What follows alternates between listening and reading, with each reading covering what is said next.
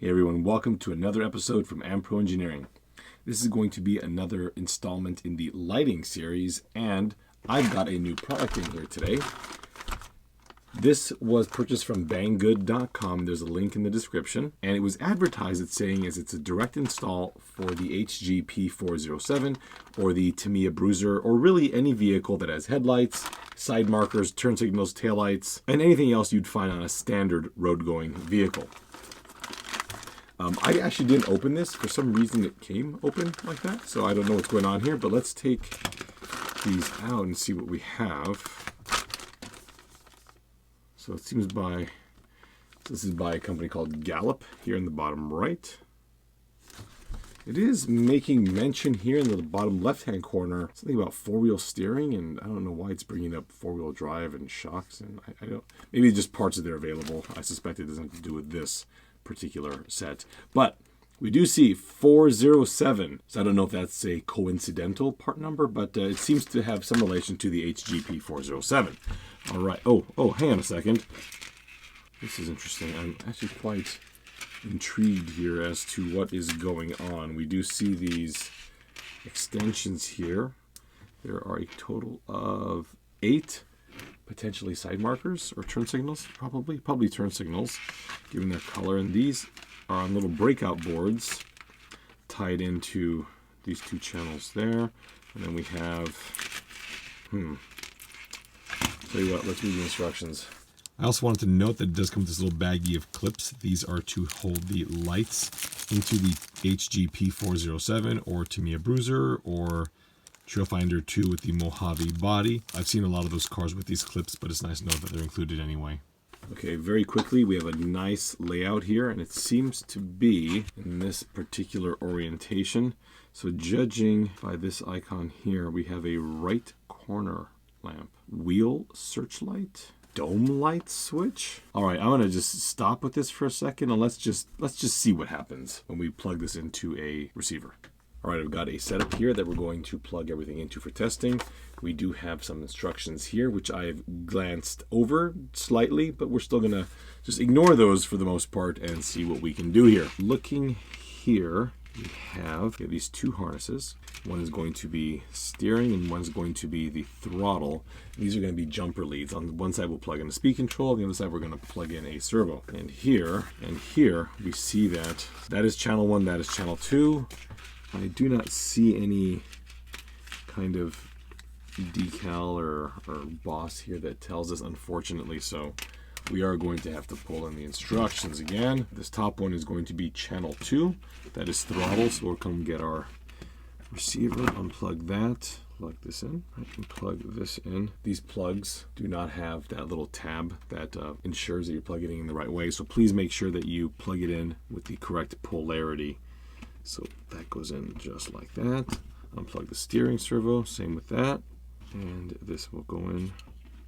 Everything on now. And again, I'm doing this all live because I don't know what's going to happen, and it was more fun to see with everybody else. Okay, so that's on. We'll turn the speed control on. Okay, so we have some lights. Okay, we have a couple of large 5mm LEDs. This tells me these are probably going to be the headlights. Okay, and we have some flashing tail lights. I don't know. I'm going to go ahead and accelerate.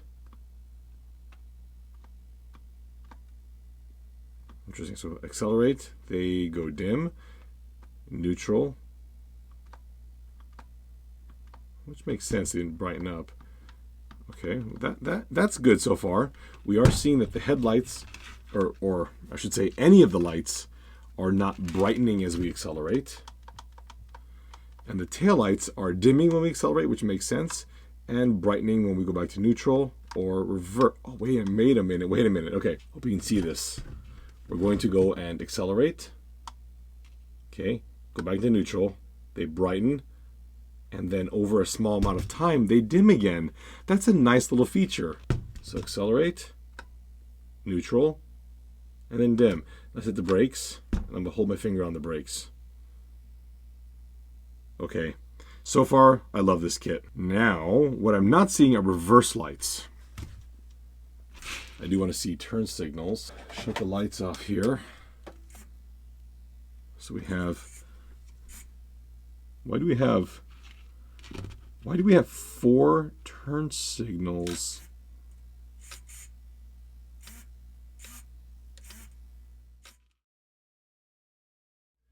All right, so we, geez. So we have, we lost patience. Okay, so those are there. These aren't doing anything. So this tells me that these are our reverse lights. Maybe I have to set the endpoints or something. Oh, never mind. I just didn't notice. Okay, so those are our reverse lights. These others, we have 4 3mm LEDs in white. All right, I noticed here that we have one called the headlamps.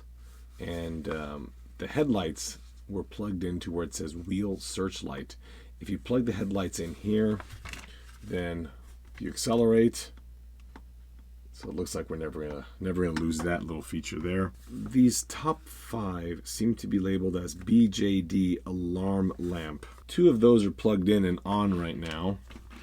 Let's try and move that over one. And it looks like it is still on here. So if you plug this light here, this port, into any of these 3, they will remain on. So this would give you auxiliary lamps. Now these breakout boards here, these large adapters, I'm fairly certain that if we come in here and unplug it and then unplug a couple of these here, I think what's going to happen is both of these ports are going to provide us with the same information. I think they're just redundant. Okay, let's try and see what happens if we turn the vehicle. Yeah. Okay, I have a plan. So if I plug the breakout board with the 4 LEDs in to one of these ports over here that are normally on, this will give us side markers. Now in this case, yes, they're all amber, but it's very, very easy to give it a light coat of red paint and give us 2 amber and 2 red. So for our front side markers and our rear side markers. Then we come over here and we can actually unplug this breakout board altogether, take these top 2, plug them into these 2 ports, take these bottom 2, plug them into these 2 ports, and now we're going to get right signal, left signal. Bear with me here, I think we're onto something. All of our side markers, all of our headlights, our reverse lights, our brake and tail lights, and that's it. We've done it. So this set wasn't initially laid out the way that I wanted it, but now, with a very, very slight modification, I think we've done it. I think we've actually created the system that I've been looking for a number of my cars, where we're going to have all the lighting that we need without me having to either spend a lot more money, because this was around $30. The next closest is going to be double the price, and that doesn't even include the Tamiya stuff, which is going to be triple or quadruple the price. So I think we've got it. We've got a system here that is going to give us everything that most scalers are going to want for their rigs. Now, in going over the packing list, I'm seeing quite a considerable discrepancy in what we actually got. Now, it's also possible that there's just a bit of things that are lost in translation, but we are seeing a roof searchlight frame, car dome light switch, and that's just to say the least. Here we have servo extension line ×3, conversion line ×3, and that is not the case. So I think this is a lower end version of another one of these, but yeah, there's some discrepancies. Now I want to test this dome light switch. So here we're seeing can connect channel 3 channel, okay, to control lights or external independent switch control. And it's focusing on the plus and the switch or the signal lead. So I'm going to just take this connector that I went ahead and just modified here because I happen to have a couple of these connectors and soldered them together. This is showing me that we have signal positive, negative. So we do want to make sure that the polarity is correct. So I'll just plug that in. White is going to be our signal wire. Take this end over here and plug that into channel 3. All right, let's turn everything on. Hopefully you don't have an explosion. Remote on. Okay, everything is back on. Let's try pressing channel 3. Now the way it's set up by default, it's going to be a momentary switch. So we'll just press that. Interesting.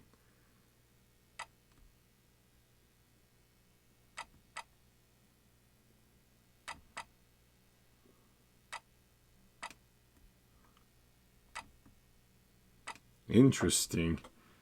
So what is being changed? This alarm lamp. Interesting. These are all doing some kind of pulsing right here. I'm still trying to cycle through. And there we're back at the original. But I'm not seeing any way to power them on or off. Oh, it's just saying to control the light. So this is not actually to power them on or off. In fact, there it is right there. Operating state is often bright. And then we kind of scroll through all of these here. Close the ceiling of the car. Well, that is going to be all the functionality that I can find at this point. I've been messing with it off camera and just trying to figure out if there's anything else we can do with this. And I have to say that for the cost, this is the best one that I've reviewed.